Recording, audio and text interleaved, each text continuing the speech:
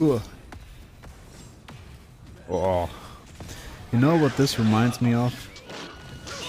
Good old Bud Spencer's Steam Hammer. Woohoo! Yeah, look at this. 300k. Ouch. The build I brought you today is for PvP and totally equal to the current meta. Have a lot of fun with the new Hammer of the Ancient and dominate Diablo Immortal's Battleground as a Barbarian. This build has a massive damage output and lets you delete the enemy's backline.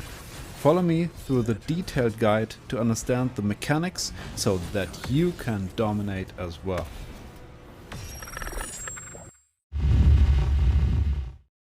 The new essence Flickertonne brings a lot of potential with its nearly 100k base damage and its nearly not existing cooldown.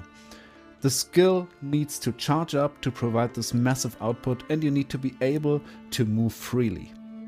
There are already discussions about the essences and how to utilize it best, and after all the testing I did, I found this combination I'm about to show you as most efficient.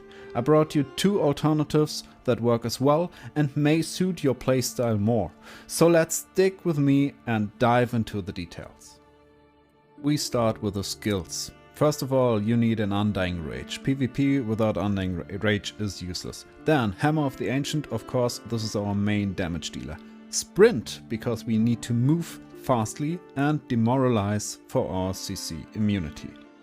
For the essences, we start with the hammer one. We go with the new offhand, the Flickertonne, that gives you that huge damage output.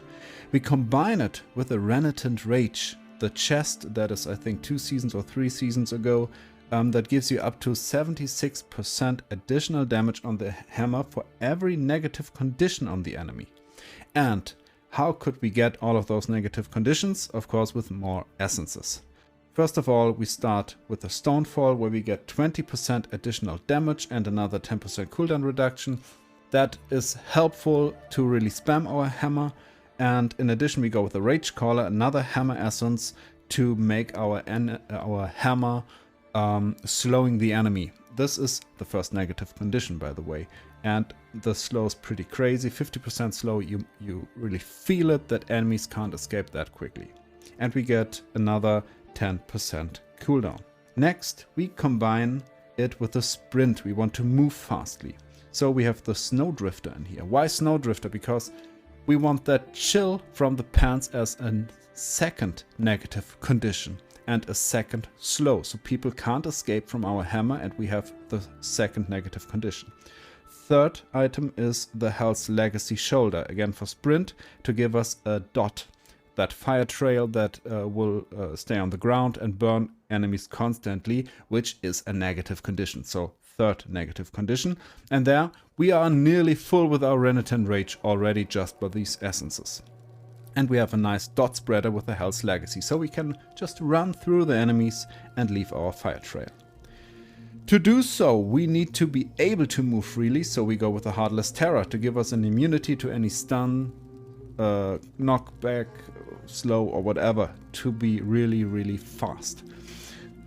We take the Dishonored Blade and combine it to get a longer duration. Longer duration here is very helpful because we want to spam our hammer. We just do not need it for escaping. We need it for initiation, for escaping, for staying into battle. This thing should be available all of the time if possible. Of course it's not, but Dishonored Blade helps you. And that's it for the Legendaries. I think you get the idea. Sprint to be fast, Demoralize to move freely, and the hammer to deal damage. We don't need any primary attack in here. Take the Lacerate if you want, but you will not need it, because you can spam the hammer as a primary and you have a better chance of hitting with the hammer than with your original primary attack. So we completely get rid of primary attacks in this build. Now we have a lot of negative conditions, we have already a dot spreader, we can really, not as good as a Sundered Legacy, deliver that fire dot, but the fire trail from the Sprint is doing a good job as well, and it is persistent, it stays on the ground. So if enemies run past you and you did not get them with your Wrath, your Sprint fire trail might get them. So this is cool, and this is where we go with the Banquet of Ice. The Banquets set, and especially the 6-piece bonus, will give you that dot that is a negative condition, and that of course boosts your Renitant Rage endlessly.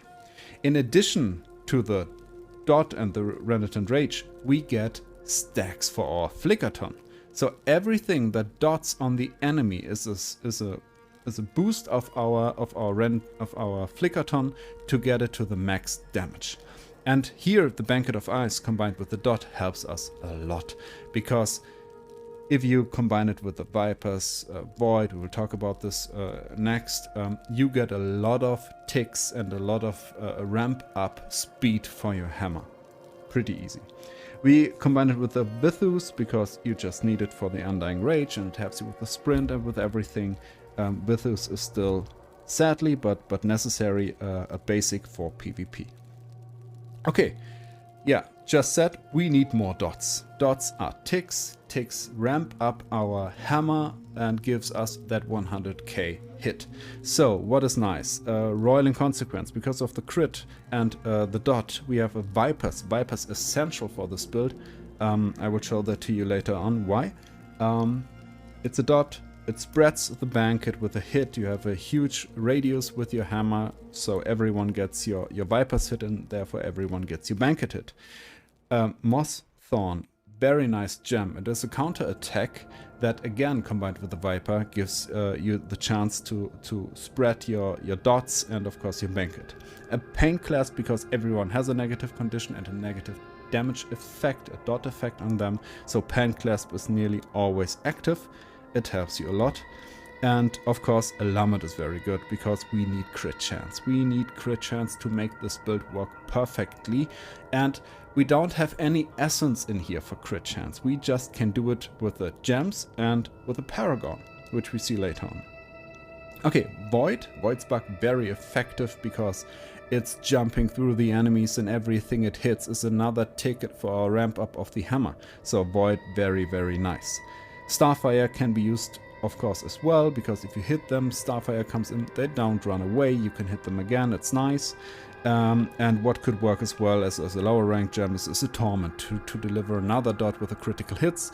You will deal a lot of dots and a lot of small damages, so the Torment will kick in definitely and will give you new ticks for your ramp up.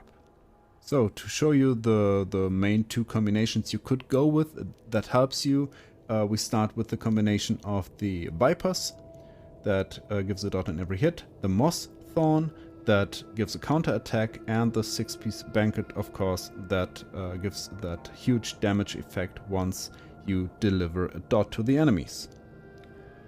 So check this out. We just standing there, we get hit, our Mossthorn kicks in, and we get all of the ticks just by standing there. And you see, every hit from the Banquet, every hit from the Thorn, everything gives us a new input on our hammer.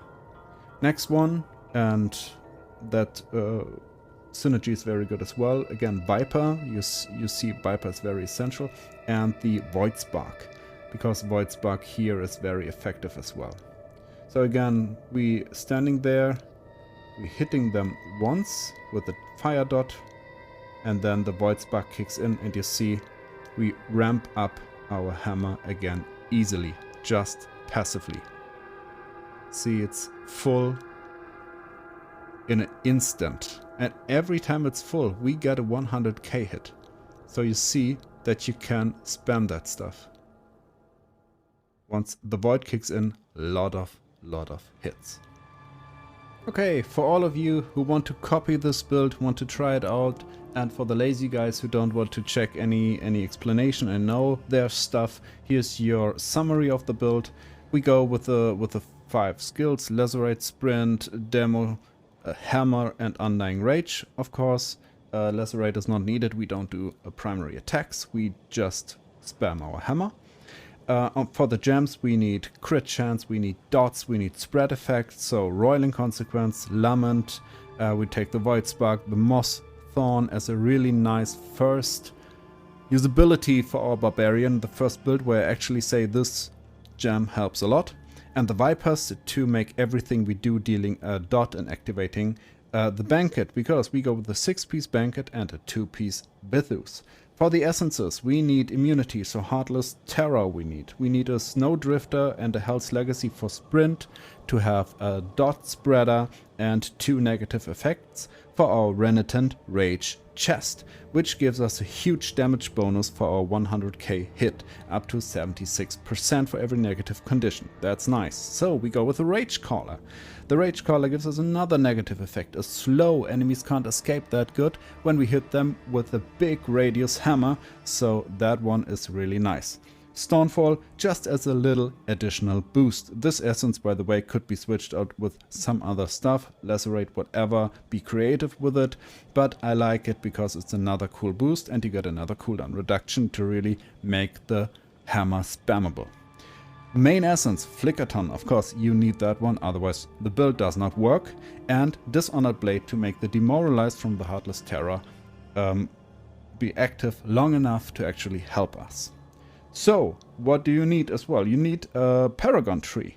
You could go with a Gladiator, you could go with a Brawler, all of them are nice, are good, but what we need is crit chance. And for the crit chance, we want the Harbinger. The Harbinger has a skill that gives us 10% of our movement speed as crit chance. This is nice because we have the sprint in it, and with some tweaking of the new runes for the main hand, I think, you can get to a 70% movement speed in Battleground. This means 7% crit chance. And then there's a second option in the Harbinger that let you boost the crit chance from 10% of the movement speed to 20% of the movement speed. So we go to 14% crit chance increase. This might be strived for PvP. I don't know honestly, but it is some more crit chance than we had before, so this is why it's nice and I like to take it. And in addition, we take the Chosen One with a shield, with the 20+% shield, and the Chosen One base skill that gives us a 40% damage reduction. So every time we are out of battle, every 30 seconds, we get this shield for 4 seconds. This is the last skill we choose. That let us just run into the enemies and already have, once we hit anyone, have a 40% damage reduction. So we stay alive longer when we enter the battle. And this is pretty cool. This helps us to get through the first enemies, to reach the backline, to still have an Undying Rage maybe available once we're reaching the backline and actually kill some guys before we earn all of the procs. So, last thing, Eternal Affixes, the Hammer of the Ancients attribute is nice here. You get a 40% additional crit damage for the Hammer of the Ancient for every piece. You can have up to 4 pieces. 4x4 means 16, so 160% damage increase, but this one is definitely strived. I think you get about a 50% at the end, but a 50% increased crit damage is something. So with that setup, all of the multipliers, you can actually kill higher resonance guys very, very easy. And of course, you can kill anyone that is on your level instantly. One-shot them. It's very, very effective. Cool. Coming from the sprint variant, I promised you 2 alternatives. And everyone says, of course, we have one strongest item for the Barbarian, and it is a Spartusk helmet. It's the debuff Barbarian that just has so much potential in PvP that you should at least think about it. And this is, I think, the most discussed build I saw at the Discord servers and everything, going with the Leap and the Demoralize with the Spartusk helmet. It is valid. It's definitely valid.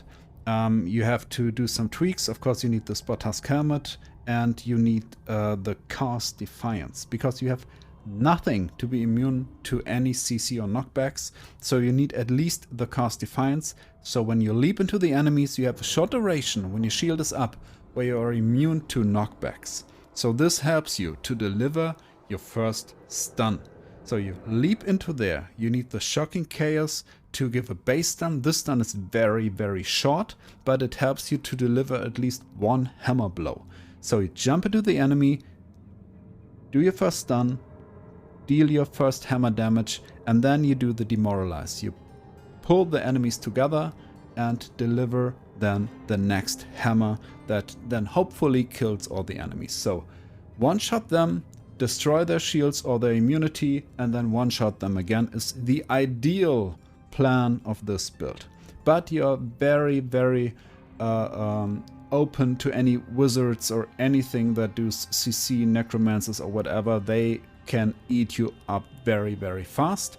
So this build works sometimes crazily good and sometimes not at all. It depends on the enemy setup. What you need here is the 4-piece Gloom's Guide. So you need the Gloom set to give you some crit chance that you actually can deliver the damage, and of course you have the leap, so you can utilize the Gloom very easy. You could go with the 2-piece Mount, 2-piece Vithus here or something like that. A lot of possibilities. The next variant, and honestly I like that one a bit more because it provides a different playstyle for this whole setup. It focuses more around the Wrath and the Cleave. Yes, Cleave, you heard right. It's a nice idea for this build. So you go again with your hammer, Flickertonne and everything, but you take now the Spartusk Sneer, the new helmet, to give you a base increase of crit chance. It gives you 20%, so you have a way higher base where you start off with your crit chance. Then you can of course combine it with a Berg Breaker, so once you get charged, well, for whatever reasons, you have your Berg Breaker here to give counter attacks, and that counter attacks, they really, yeah, they do their job. It's a lot of damage, nice radius, it's really working very good since they buffed that essence. So this is a base. The whole variant is more defensive, so you do not charge into the enemies. That's why you're slower, you don't have any movement skill in here, you're coming from the back line. This is especially good for lower resonance players. So what you do normally is here you go with your Cleave, we take the Axe of the Ray, so we have that hurling axis, and we take the Silver Flash that makes those Cleave ranged attacks, adds a knockback to them. And this knockback to players is very, very crucial because it stops anything they are doing. So what you do is you approach the idol, you throw your Cleave axis into there, hopefully you knock back anyone he stops, he instantly gets a bleed, he instantly gets your Viper, he instantly gets your Banquet, and all of other effects you might have available there, and this already boosts your hammer to a maximum. So every Cleave throw will give you a fully ramped up hammer with 100k damage. This hammer then has a huge range, so it reaches the point where this guy was knockbacked at the maximum radius of the hammer. So you Cleave and you instantly hammer, and then you go back, and then you reapproach, Cleave, hammer. You know, this is the idea. You can't stay more passive, but the issue is you don't have an escape, okay? So what you have is your Berg Breaker and your Wrath. So once they come at you, they will get a huge amount of damage before you die. This is at least what you can do, so it's more like for being passive, sitting idle, not being too pushy to the enemy's backline, but very, very nice variant. So overall, and coming back to the sprint variant, I like this one most. It is just focusing on the main job, that is to deliver a huge amount of damage. This hammer playstyle is an overall new, fresh and exciting variant for our Barbarian in PvP. I hope this video helps you to replicate it, test it and love it like I do. I had crazy results with that build. Keep me updated on your results, leave me a like and subscribe to get more content like this. See you all in Battleground, guys.